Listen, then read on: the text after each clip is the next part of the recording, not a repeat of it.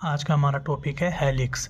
Helix जब किसी बेलन या शंकु को उसकी अक्ष के समांतर क्लॉकवाइज या एंटी क्लॉकवाइज घुमाया जाता है तब उनकी सरफेस के किसी बिंदु द्वारा बनाए गए कर्व को हेलिक्स को कहते हैं, जबकि वह बिंदु भी समान गति पर उस बेलन या शंकु के साथ घूमता हो। ठीक है, जब भी हम सिलेंडर को या कोन को क्लॉकवाइज डायरेक्शन में घुमाते हैं तब बनाया गया हेलिक्स राइट हैंड हेलिक्स कहलाता है, और जब हम सिलेंडर या कोन को एंटी क्लॉकवाइज डायरेक्शन में घुमाते हैं तब किसी बिंदु द्वारा बनाया गया कर्व लेफ्ट हैंड हेलिक्स कहलाता है। तो हम बारी बारी से दोनों को बनाएंगे। सबसे पहले हम राइट हैंड हेलिक्स बनाएंगे, जिसमें आपको दो चीज़ दी गई होती है। सिलेंडर का हेलिक्स बनाएंगे हम, इसमें आपको सिलेंडर का व्यास और उसकी पिच दी गई होती है।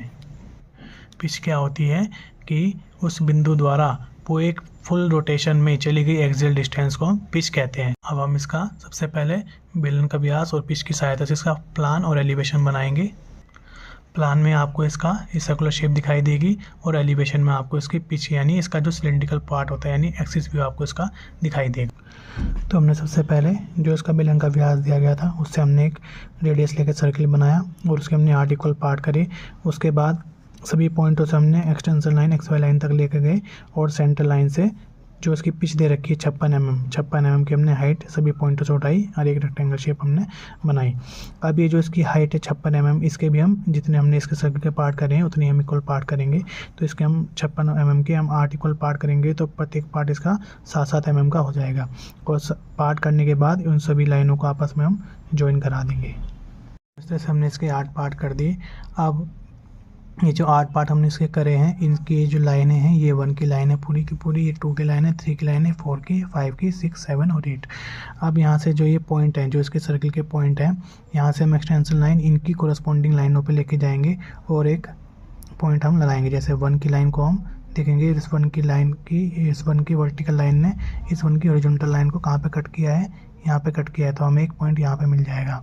इसी प्रकार से इस 7 की लाइन भी जा रही है तो 7 की लाइन इसकी 7 की लाइन को यहाँ पे कट करेगी, एक पॉइंट आपको ये मिल जाएगा। अब 8 की जो लाइन है ये एक्सटेंशन लाइन, इस 8 की एक्सटेंशन लाइन ये इसको ये पे कट करेगी तो एक पॉइंट यहाँ पे मिलेगा। 2 और 6 की एक्सटेंशन लाइन ये जा रही है तो 2 की लाइन को ये यहाँ पे कट करेगी और 6 की लाइन को ये आगे जाके यहाँ पे कट करेगी। सेम एज इट इज़ 3 और 5 की लाइन 3 को यहाँ पे कट करेगी और 5 को यहाँ पे कट करेगी, और ये जो 4 की लाइन है 4 को यहाँ पे कट करेगी। तो इस प्रकार से आपको ये पॉइंट मिल जाते हैं। अब इन पॉइंट को हमें आपस में ज्वाइन कराना है, देखेंगे हमें कैसा कर्व प्राप्त होता है। तो इस तरह से हमारा ये राइट हैंड हेलिक्स बन गया है। इसकी एक पहचान ये भी होती है कि लेफ़्ट से राइट की तरफ इसका एंगल बनता है। ठीक है, ये ध्यान रखना है, इधर से इधर को नहीं बनाना है, लेफ़्ट टू राइट की तरफ इसका एंगल बनता है। ठीक है, तो ये हमारा राइट हैंड हेलिक्स हो गया। लेफ़्ट हैंड हेलिक्स बनाने के लिए सेम हम यही पैटर्न बनाएंगे, इसी तरह से सर्किल बनाएंगे, उसके 8 पार्ट करेंगे, सेम उसकी पिच के बराबर ही हाइट लेंगे और उसके भी हम जितने हमने सर्किल के पार्ट करें उतने उसके पार्ट करेंगे। ठीक है, बस हमें लेफ़्ट हैंड हेलिक्स में ये ध्यान रखना है कि ये जो हम नंबरिंग करते हैं वो हम राइट टू लेफ़्ट की तरफ करेंगे। ठीक है, राइट टू लेफ़्ट की तरफ यानी इस साइड से इस साइड की तरफ करेंगे, यानी ये जो 1 हमने यहाँ पे लिखा है वो 1 हम यहाँ पे लिखेंगे और 1 2 3 4 5 6 7 8। ठीक है, ध्यान रखना है, तब हम लेफ़्ट हैंड हेलिक्स बनाएंगे। ठीक है, तो अब हम लेफ़्ट हैंड हेलिक्स बनाते हैं जल्दी से। तो आप ये देख सकते हैं ये हमने लेफ़्ट हैंड हेलिक्स बना दिया है। हमने पहले की तरह ही सबसे पहले सर्किल बनाया जो बेलन का व्यास दिया था 40 mm, उसके बाद 56 mm इसकी पिच दे रखी है तो 56 mm हमने पिच लेके इसका ये रेक्टेंगल फॉर्म कंप्लीट किया।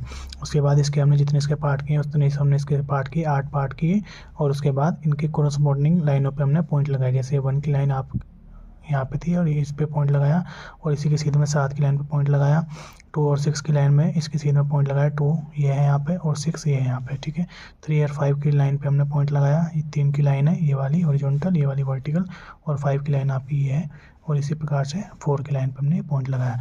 तो इन सभी को आप जब ज्वाइन कराएंगे तो आपको एक कर्व बनता दिखाई देगा, इसी को हम क्या बोलते हैं, हेलिक्स। तो लेफ्ट हैंड हेलिक्स आपका राइट टू लेफ्ट की तरफ बनता है, ये हमेशा ध्यान रखना है। राइट हैंड हेलिक्स आपका लेफ्ट टू राइट की तरफ बनेगा और लेफ्ट हैंड हेलिक्स आपका राइट टू लेफ्ट की तरफ बनेगा। ठीक है, लेफ्ट हैंड हेलिक्स के लिए जो आप नंबरिंग करेंगे वो राइट टू लेफ्ट की तरफ करेंगे। ठीक है, और राइट हैंड हेलिक्स के लिए जो आप नंबरिंग करेंगे वो लेफ़्ट टू राइट की तरफ करेंगे, जिस शेप में उसका वो बनता है। ठीक है, कर्व बनता है। ठीक है, लेफ़्ट टू राइट और राइट टू लेफ़्ट, ये ध्यान रखना है। तो इस प्रकार से हमारा ये हेलिक्स सिलेंडर का हेलिक्स बन के तैयार हो गया, right hand and left hand.